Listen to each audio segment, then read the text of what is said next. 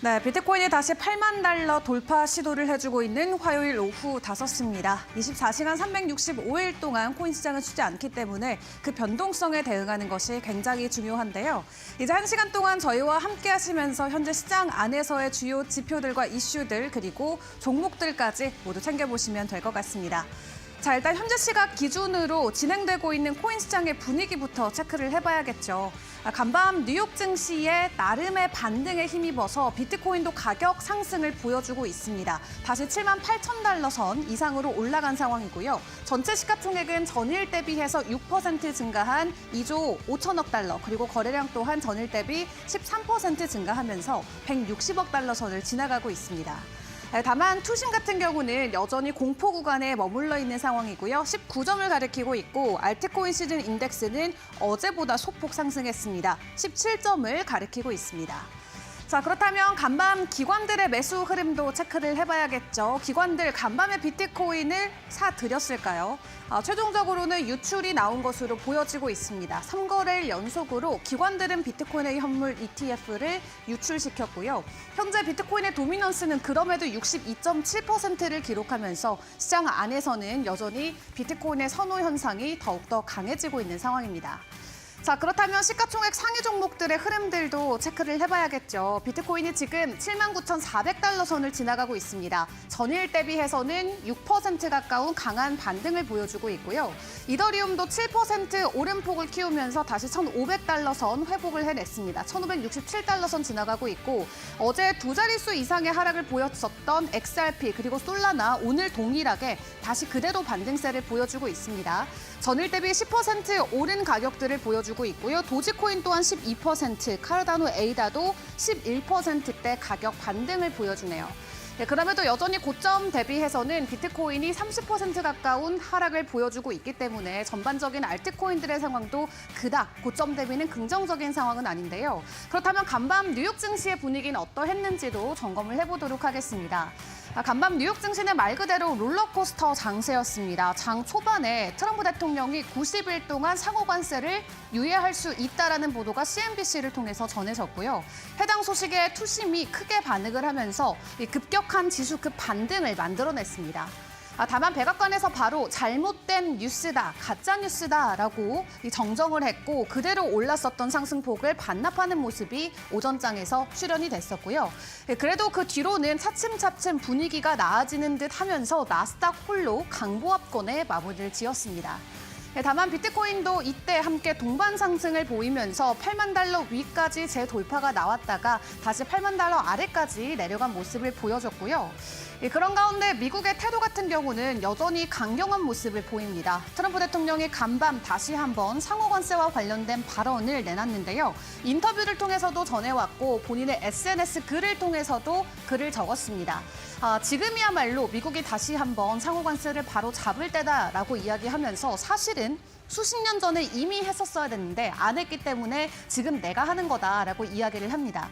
그렇기 때문에 우리가 약해지면 안 되고 패닉을 해서도 안 되겠다라고 이야기를 하는데요. 일단 중국의 이 보복 관세와 관련해서 내일까지 철회하지 않으면 50%의 추가 관세를 부과하겠다라는 내용을 전해오면서 뉴욕 증시에 다시 한번 가격 상승을 좀 방어하는 그런 코멘트로도 작용이 되기도 했습니다.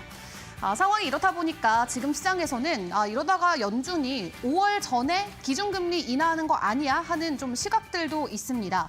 대표적으로 JP모건의 입장을 체크를 해볼 수가 있겠는데요. 오는 5월에 FOMC 회의가 준비가 돼 있죠. 이번 달은 한국 그리고 유럽에서 금통위가 있고요. 5월이 미국의 금리를 인하할 수 있는 결정하는 회의가 열리게 됩니다. 다만 5월 회의 전에 긴급하게 금리 인하를 단행할 가능성이 최근에 부각이 되고 있는데 지금 증시 상황이 어떤 상황이냐라고 봤을 때 과거 주식시장 붕괴였던 87년도 그리고 금융위기였던 2008년 그리고 코로나 때 2020년 정도의 시장 침체를 겪고 있는 상황입니다.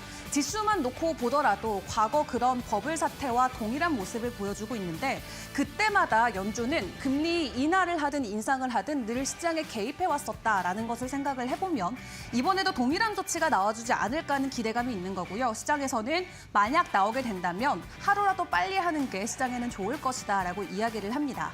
이렇게 위험 자산들이 크게 흔들리고 있는 가운데 만약 연준이 돈을 풀어주게 된다면 그 유동성이 시장으로 들어와서 시장 자금과 함께 개별주들의 가치 상승이 나올 수가 있겠죠. 아직 정해진 부분은 아니기 때문에 앞으로 월가의 의견들을 계속해서 살펴보는 게 중요할 것 같고요. 그럼에도 불구하고 사실 비트코인은 나름 강한 모습을 계속 보여오긴 했습니다. 이 기술주로 불리는 M7 종목들의 가치 대비해서 비트코인이 이번 관세 전쟁 때 나름은 가치를 잘 지켜줬던 모습을 보여줬는데 작년 여름만 하더라도 M7 종목들을 통해서 살 수 있는 비트코인의 개수가 1,200개도 안 됐습니다. 근데 지금 거의 2,000개 가까운 M7 종목의 주식을 사들이는 게 비트코인 한 개로 가능하다라고 하는데요. 오히려 비트코인도 가격 조정을 겪긴 했지만 한마디로 M7, 매그니피센트 종목들이 더 큰 폭의 가치 하락을 보였기 때문에 비트코인의 가치가 되려 높아지는 그런 현상이 포착이 됐습니다. 이로써 전문가들은 비트코인이 말 그대로 이 기술주, 한마디로 위험 자산에 대한 해칭 수단으로 우리가 생각을 해야 된다라고 이야기를 하고 있고요. 이 비트코인의 가치 본질인 가치 저장 자산으로 우리가 주목할 이유다라고 이야기를 하고 있기도 합니다. 그럼에도 불구하고 시장에서는 강세장이 이대로 끝나는 거 아니냐라는 우려감도 있습니다. 다만 일각에서는 아니다, 바닥을 찍고 이제 올라오는 거다라고 양분화된 의견들이 나오고 있는데 일단 마이크로 스트래티지 같은 경우는 최근 동안 비트코인을 매수하지 않은 것으로 SEC에 제출한 자료를 통해서 확인을 했습니다. 지난 3월 31일부터 4월 6일까지 전혀 매수하지 않은 것으로 보여지고요. 지금 그럼에도 불구하고 스트래티지사가 보유하고 있는 비트코인의 개수는 52만 개 정도가 있습니다. 그리고 해당 기간 동안 세일러 회장은 본인의 이 SNS를 통해서 계속해서 비트코인의 가치를 높이는 그런 글들을 적어오기도 했는데 일단 우리 업계 큰 손으로 불리는 마이크로 스트래티지 사도 비트코인을 매수하지 않는 모습이 나오면서 이 강세장 사이클 종료와 관련된 우려감이 커지고 있었습니다. 구체적인 좀 데이터를 확인을 해보도록 하겠습니다. 다음 장 함께 보시죠. 과거 구간대를 놓고 생각을 해봤을 때 비트코인은 사실 고점 대비 더 큰 폭의 하락을 보였었던 시기들도 있었습니다. 과거 2018년이 그러했고요. 22년도 그러했죠. 과거 2018년 당시에는 비트코인이 무려 최고가 대비해서 83%나 하락했었던 적도 있었고요. 22년 불장 당시에는 고점 대비 무려 73%의 하락을 보였습니다. 다만 지금 비트코인은 고점 대비해서 26% 정도의 가격 손실을 보이고 있기 때문에 이 정도로 사이클이 종료됐다라고 이야기하기는 어려운 구간이다라는 게 이 바닥 찍고 반등하는 구간이다라고 주장하는 사람들의 의견이 될 것 같고요. 다만 현재 단기 보유자들 같은 경우는 이 손실권에 들어와 있다라는 데이터를 놓고 봤을 때 추가적으로 가격 하락이 나올 수 있다라는 부분에서는 어느 정도 동의할 수 있는 지표가 될 것 같습니다. 최근 비트코인을 단기적으로 보유하고 있는 보유자들이 모두 비트코인을 보유함으로써 전원 다 손실권에 들어갈 만큼 비트코인의 가격 조정이 있었죠. 다만 단기 보유자들은 오랫동안 비트코인을 홀딩해서 이끌고 가는 힘이 약하기 때문에 언제든지 매도할 수 있는 잠재적인 매도자로 우리가 생각을 해볼 수가 있겠습니다. 이런 사람들이 지금 모두 손실권에 들어가 있다는 것은 단기적으로 비트코인의 가격 상방이 어느 정도는 약한 위치에 들어와 있다라고 생각을 해볼 수가 있겠고요. 그럼에도 불구하고 큰 사이클로 놓고 봤을 때 사실 비트코인은 아직도 그 저만의 추세 안에서 가격 움직임을 보여주고 있기는 합니다. 전반적으로 비트코인의 가격 추세를 놓고 봤을 때 저점과 고점을 연결해서 추세 라인을 그어보면요. 물론 지금 가장 하단 부근에 위치해 있긴 합니다만 아직도 하단에 대한 레벨을 깨고 내려간 상황은 아닙니다. 그렇기 때문에 이 상승 추세 채널을 타고 추가적인 상승이 나올 수 있다는 게 또 차트 전문가들의 분석이 될 것 같고요. 마지막으로 아스터 헤이즈 같은 경우는 비트코인의 가격 상승을 놓고 중국 쪽의 자금 유입을 잘 지켜보자라고 이야기를 내놓고 있습니다.